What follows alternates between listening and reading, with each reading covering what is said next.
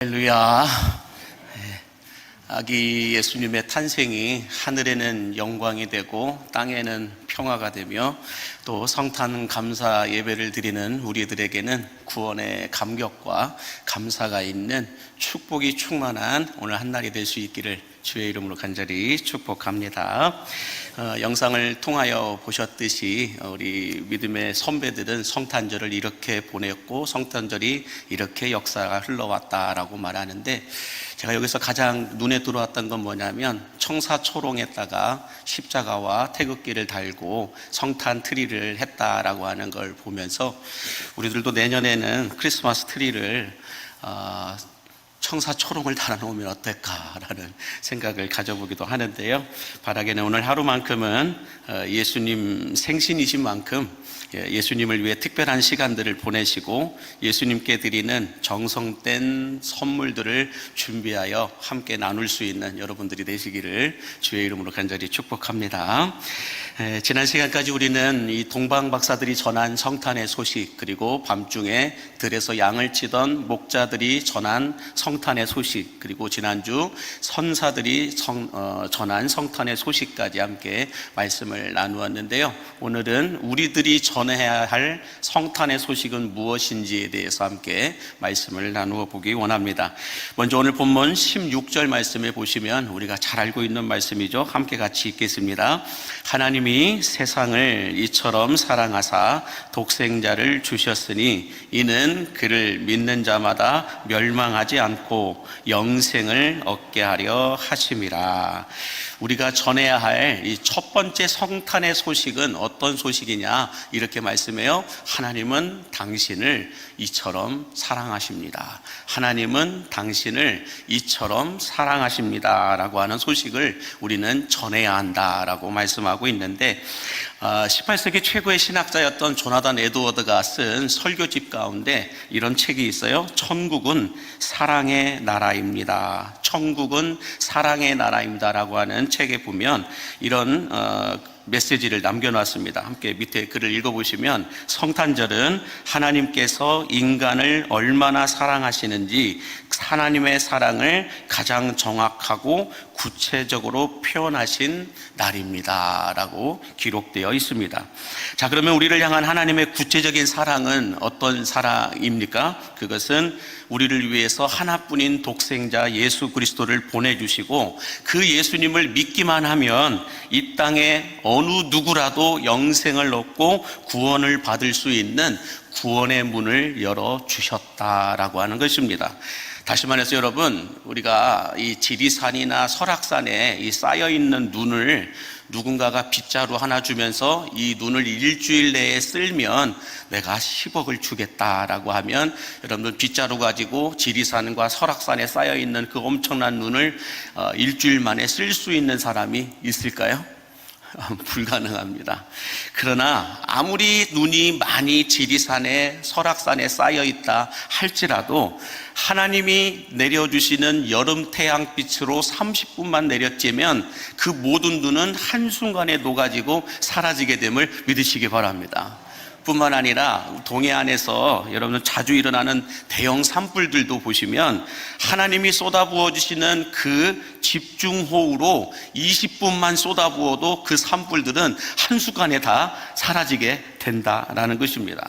마찬가지로 여러분, 우리 안에도 꽁꽁 얼어붙어 있는 관계와 문제들이 있어도, 아무리 꺼지지 않는 마음의 분노와 갈등들이 있어도 하나님의 사랑이신 예수님의 십자가 사랑이 내려쬐게 되면 모든 문제들은 녹아지게 되고, 성령의 담비가 우리 안에 부어지게 되면 불같이 타오르던 문제들도 모두 다 꺼지게 됨을 여러분 믿으시기 바랍니다. 그러므로 여러분, 예수님의 성탄이 슬프다 구주 오셨네가 아니라 기쁘다 구주 오셨네가 되어야 하는 이유는, 왜 기쁘다 구주 오셨네가 되어야 하느냐, 이 땅에 어느 누구라도 어떤 죄를 지었다라도, 예전에 어떤 종교를 가지고 있었다 할지라도 예수님을 믿기만 하면 구원의 문이 열리게 되고 예수님이 그 안으로 들어가기만 하면 마음의 한파도 물러가고 꽁꽁 얼어붙어 있는 관계들도 다시 화목하고 화평하게 되는 역사가 일어날 수 있음을 믿으시기 바랍니다. 그러므로 우리는 성탄절에만 기쁘다 구주 오셨네를 외치며 찬송하는 것이 아니라 우리 평상시의 삶 속에서 기쁘다 구주 오셨네를 찬송하고 외치며 증거하고 증언하는 여러분들의 삶이 되시기를 주의 이름으로 간절히 축복합니다. 우리 그런 마음으로 옆에 있는 분에게 이렇게 말씀해 주세요. 하나님이 당신을 이처럼 사랑하십니다 라고요.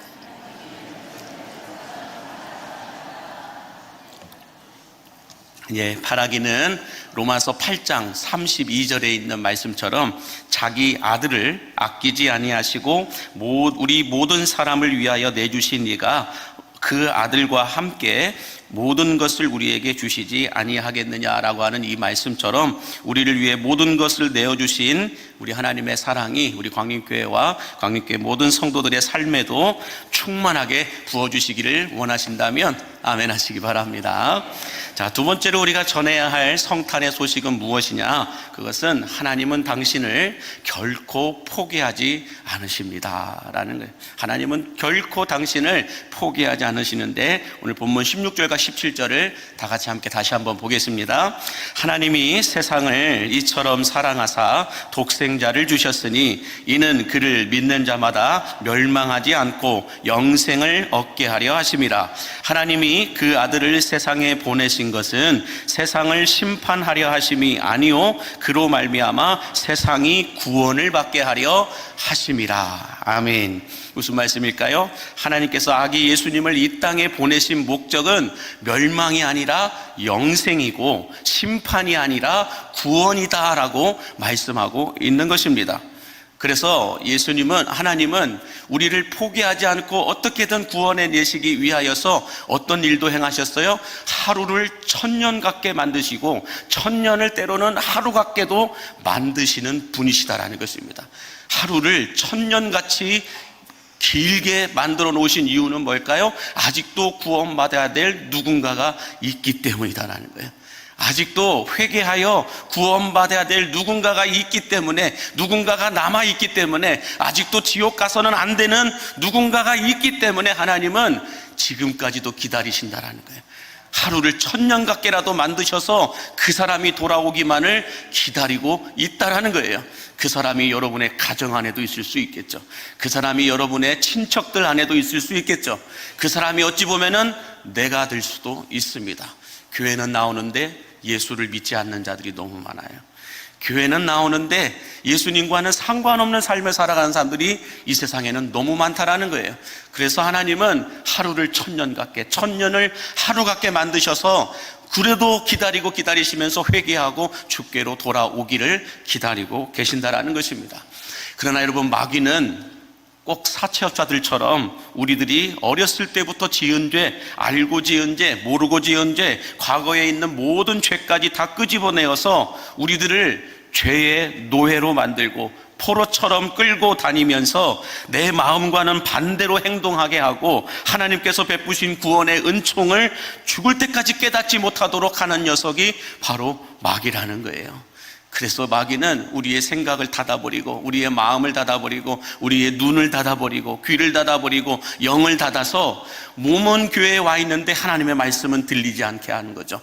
삶 속에서 살아가기는 하는데 죄가 무엇인지를 보지 못하게 하고 듣지 못하게 하고 깨닫지 못하게 한다는 거예요.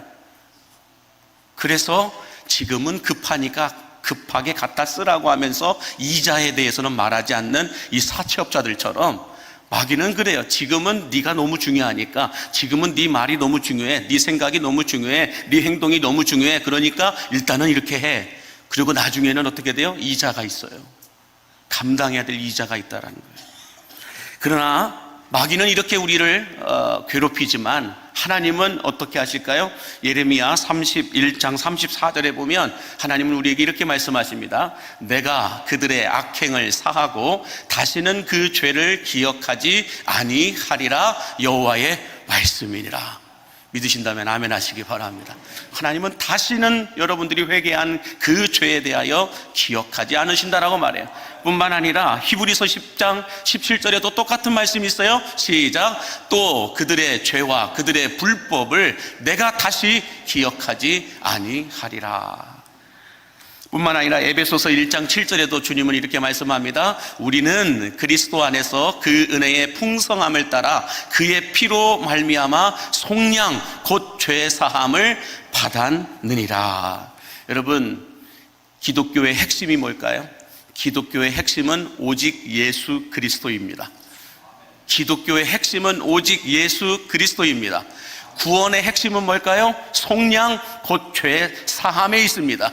우리를 구원하시는 하나님의 진짜 목적은 우리를 죄 사하시기 위하여서 그것에 있다는 거예요. 그래서 기독교의 핵심은 예수 그리스도이기 때문에 우리는 무엇을 하든지 예수 그리스도가 드러나야 할 줄로 믿습니다. 예배를 드려도 예수 그리스도가 드러나야 되고, 헌신을 하고 봉사를 하고 희생을 해도 예수 그리스도만 드러나야 됩니다. 우리가 밖에 세상에 나가서 살아가는 모든 삶 속에서도 예수 그리스도만 드러나야 됩니다. 그게 기독교인이에요. 기독교인은 뭘 해도 예수만 드러나야 돼요. 그게 기독교인이야. 예수가 아닌 다른 게 드러나면 그때부터 이단이 되고 사이비가 되는 거예요. 마찬가지로 구원을 받은 목적은, 구원을 받은 이유는 우리의 죄를 속량하시기 위해서, 사하시기 위해서 우리를 구원하여 주셨음을 믿으시기 바랍니다. 그러므로 여러분, 기록되어 있는 것처럼 십자가는 우리를 향한 하나님 사랑의 영수증입니다. 어떤 영수증이에요? 죄 사함의 영수증이에요. 그것이 십자가예요. 십자가는 내가 너의 모든 죄를 다 지불했다, 갚았다 라고 하는 영수증이 십자가라는 거예요. 그리고 부활은 뭘까요?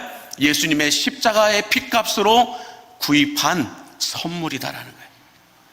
나를 믿기만 하면 이제 너희는 나와 같이 부활하게 될 것이다, 영생을 얻게 될 것이다 라고 하는 이 말씀이 부활이라는 거예요. 그러므로 십자가와 부활이 있는 자들은 여러분 어떤 삶을 살아갈까요?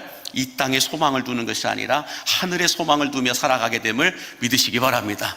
이 땅에 있는 것들 때문에 아둥바둥하며 살아가는 것이 아니라 천국의 소망을 두고 천국의 기쁨을 바라보며 천국에서 받을 상급을 쌓으며 살아간다라는 것입니다. 저는 우리 광림의 성도들이 이런 십자가와 부활이 있는 삶을 살아가실 수 있게 되기를 주의 이름으로 간절히 축복합니다. 자, 마지막 세 번째로 우리가 전해야 될 성탄의 소식은 무엇이냐? 하나님은 당신의 밤을 낮으로 바꾸어 주신다라는 거예요. 당신의 인생의 밤을 낮으로 바꾸어 주신다라는 건데, 우리 누가복음 5장 31절과 32절을 같이 함께 읽겠습니다. 시작. 예수께서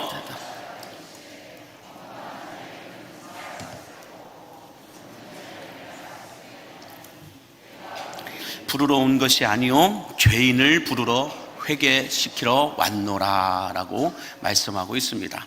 자, 건강한 자가 아니라 병든 자 때문에 주님은 오셨다고 말씀하고, 의인이 아니라 죄인을 불러 회개시키기 위해서 오셨다라고 말씀하고 있는데요.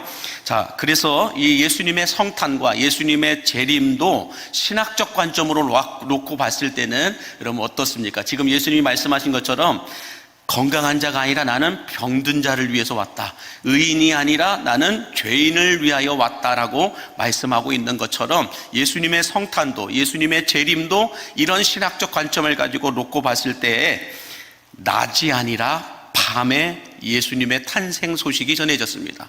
뿐만 아니라 다시 오실 예수님의 재림도 낮이 아니라 한밤중에 신랑이 오신다라고 표현하고 있는 걸 볼 수가 있어요.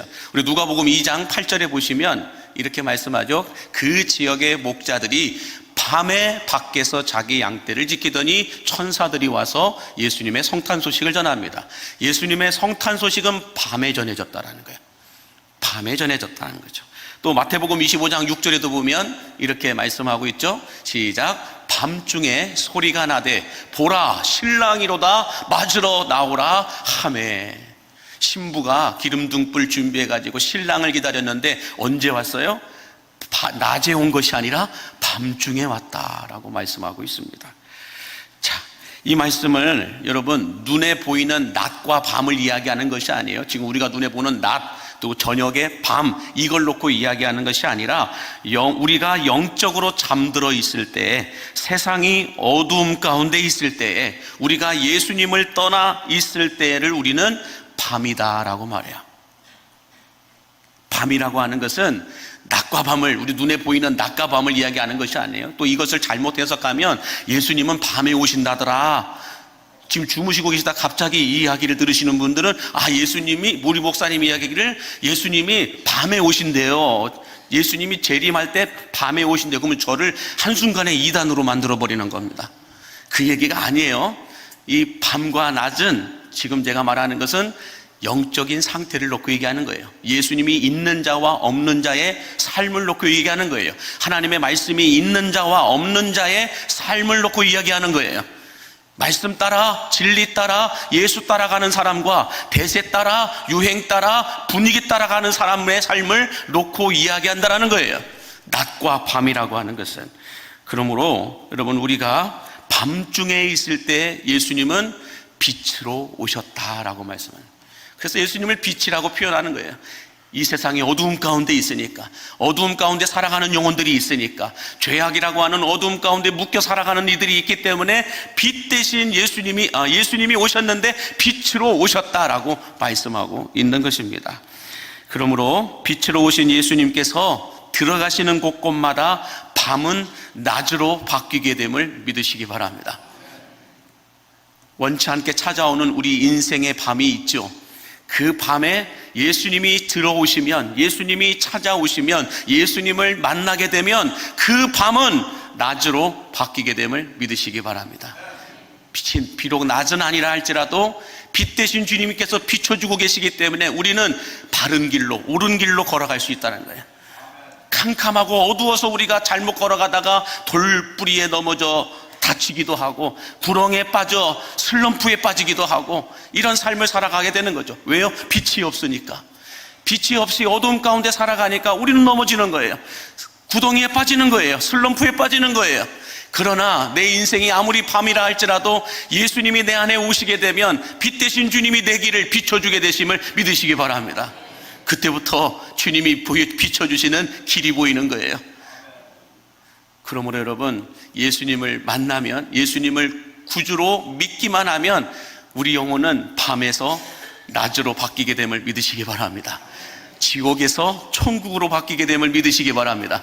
멸망에서 영생으로 바뀌게 되는 거예요. 심판에서 구원으로 바뀌게 됨을 믿으시기 바랍니다.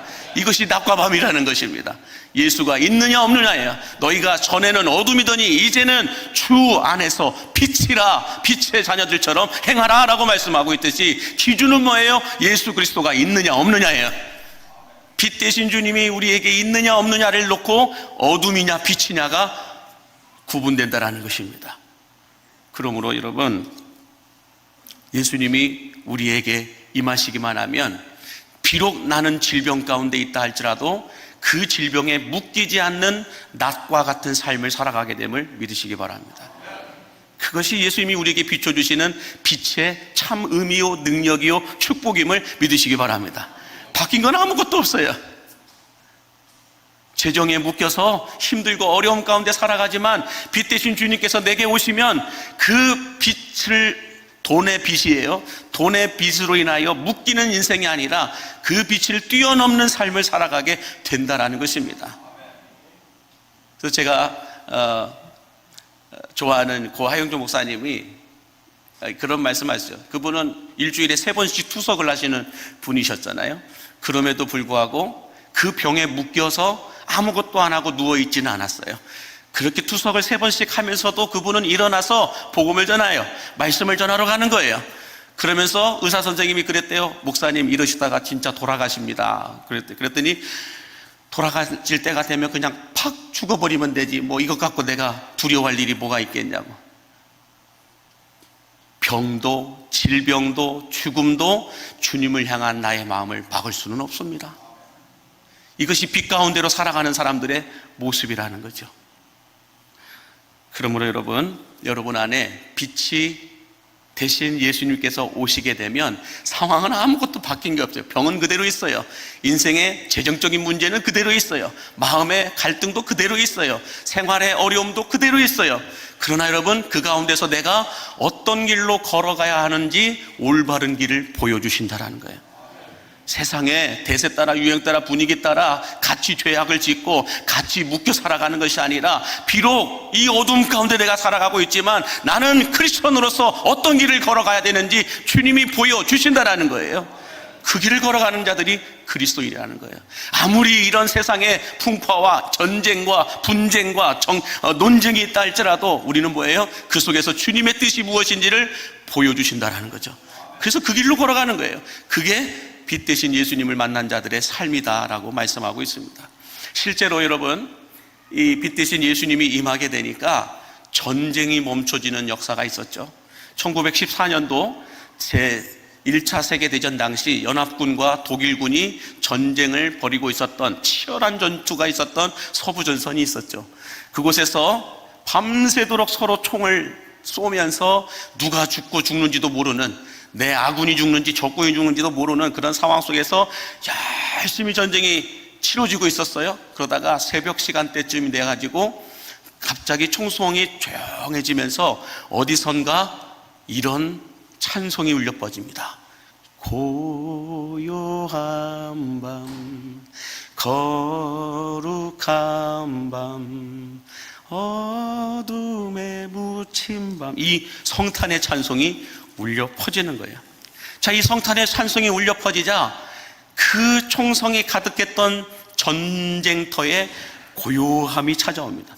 그러면서 이 성탄의 찬송이 저쪽에서만 들리는 것이 아니라 이쪽에서도 들리는 거예요. 여기서만 들리는 것이 아니라 저기서도 들리는 거예요.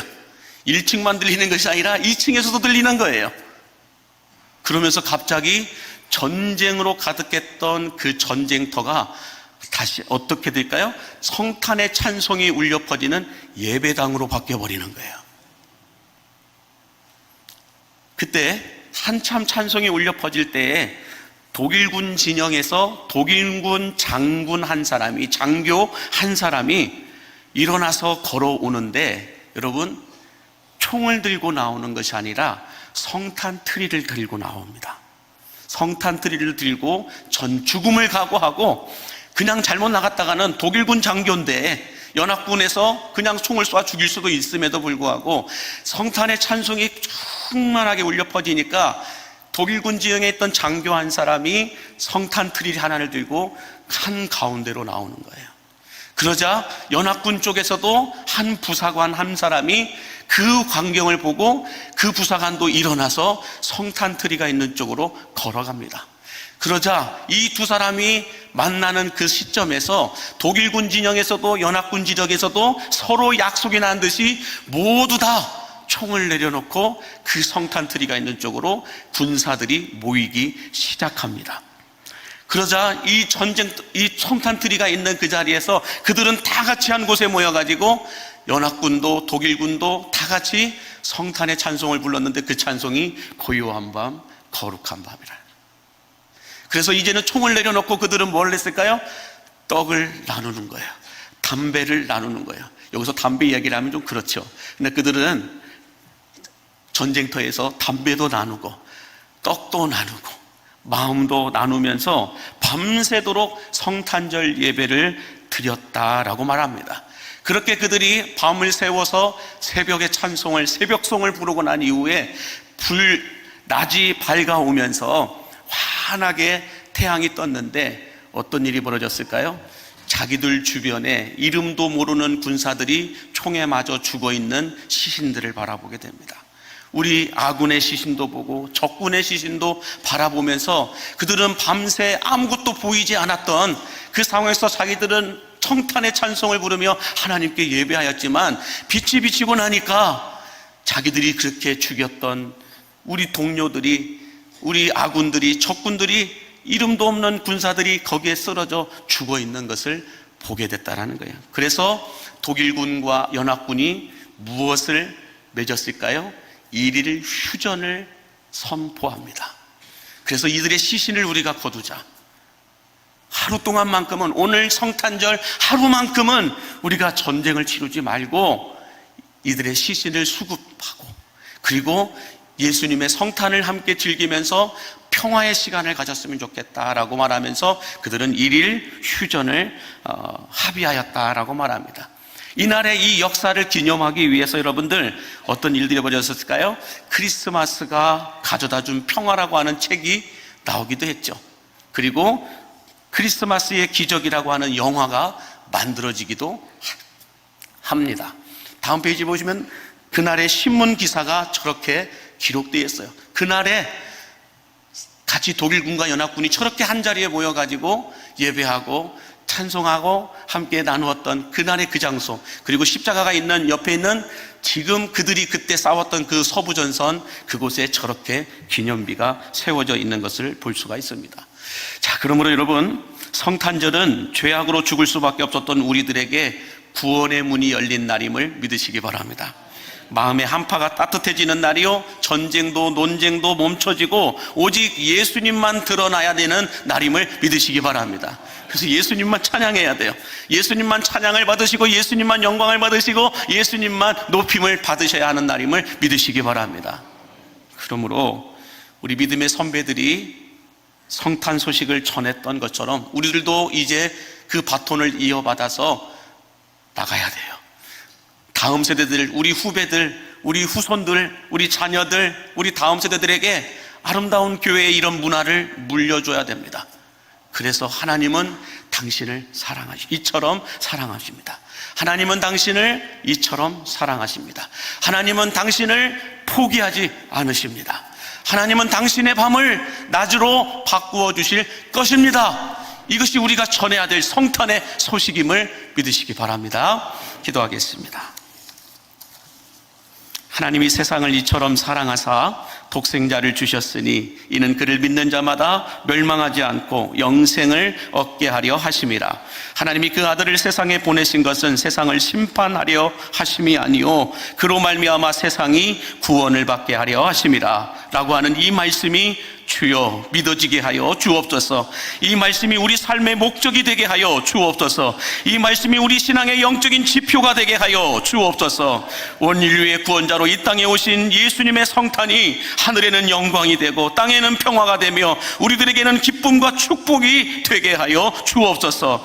동방박사들도 목자들도 천사들도 전하였던 이 성탄의 기쁜 소식을 이제는 우리들이 전하게 하여 주시어서 하나님께서 당신을 이처럼 사랑하십니다. 하나님께서 당신을 결코 포기하지 않으십니다. 하나님께서 당신의 밤을 낮으로 바꾸어 주실 것입니다라고 하는 이 성탄의 소식을 전파하는 광림의 성도들이 되게 하여 주옵소서. 38년 전 복음의 등대가 되어 예수님의 빛을 비추며 여기까지 걸어온 우리 광림교회가 이제 새로운 38년의 역사도 우리 후손들에게 아름다운 교회를 물려주게 해주시고 아름다운 문화를 이어주게 하여 주실 뿐만 아니라 가난한 자에게 아름다운 소식을 전하고 마음이 상한 자를 고치고 포로된 자에게 자유함을, 갇힌 자에게 노임을 선포하는 우리 광림교회가 되게 하여 주옵소서. 예수님의 이름으로 축복하며 기도하옵나이다. 아멘.